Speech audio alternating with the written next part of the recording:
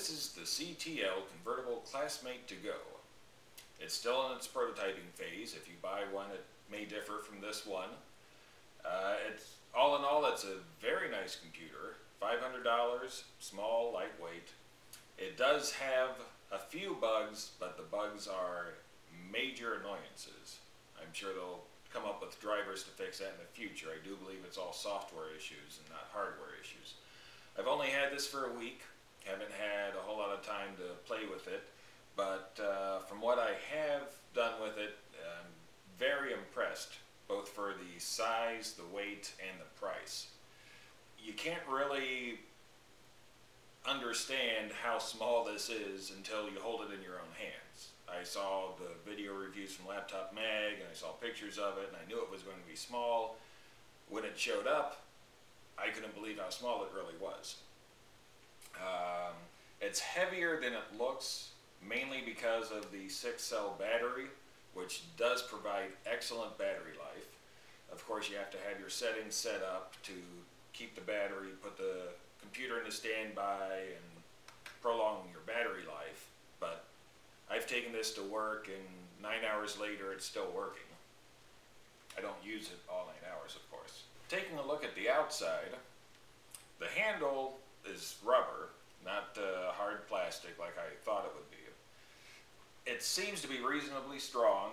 It is secured well underneath the battery pack. You can remove it if you want to. They've got a little piece of paper that you can write your name on it, like that's going to keep anyone from stealing it. The battery pack is removable. Your memory and your hard drive, easy access right underneath. You've got 2 USB ports, one on each side.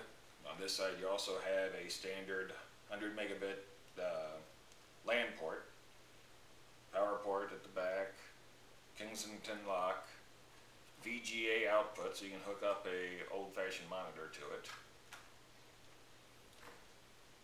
Over here you've got your headphone and your microphone jacks. This is the fan vent, and you'll see there's also a vent on the bottom.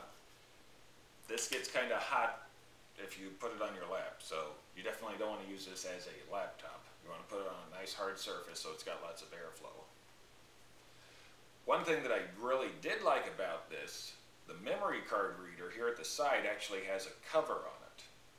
So what you can do, what I did, is I stuck a 2 gig memory card in there, and I've just got my temp drive set to use that. Put the cover back on, and now I don't need to worry about it. Now you probably, if you've got big fingers, you're going to have to use the stylus to actually insert and remove the memory card, because you have to push it in to lock it way further than your finger will go.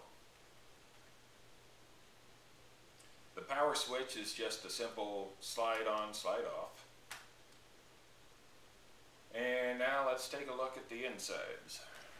Okay, so right now we're looking at the underside of the computer. The battery is held in by 2 locks. This lock over here just goes in and out. It's got a slide at the side, but then to release it you have to hold this one over, pull the battery back, and then lift it up. Now actually, I'm not a manual type of guy, but I actually had to get the manual out to figure out how to put in the battery.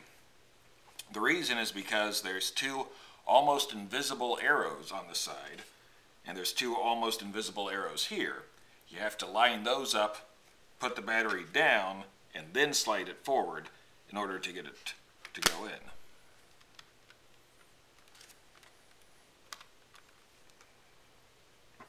One of the first things you're going to want to do is to replace the 1 gig memory chip with a 2 gig memory chip. It's an Atom processor. It supports a 2 gig memory chip, but you can only buy it with a 1 gig memory chip. Now CTL, like a lot of other people, for some reason likes putting stickers on their screws. You don't really see any screws. All you see are these little dents that kind of look like plastic rivets. Well, those are just stickers. Just take those off.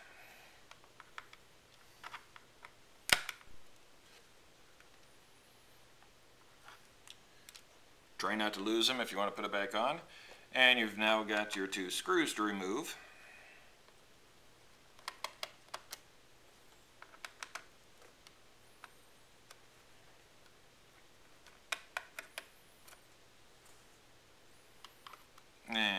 just flip this up.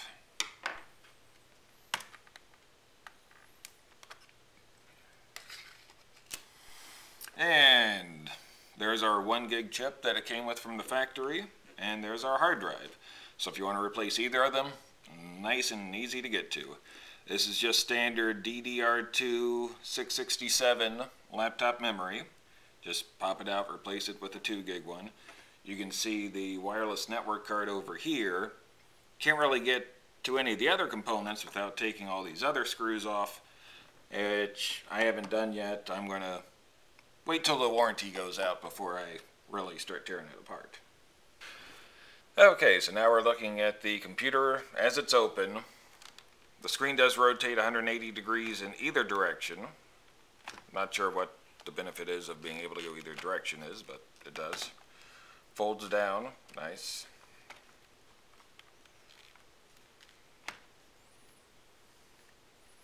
To turn it on, slide down the on switch.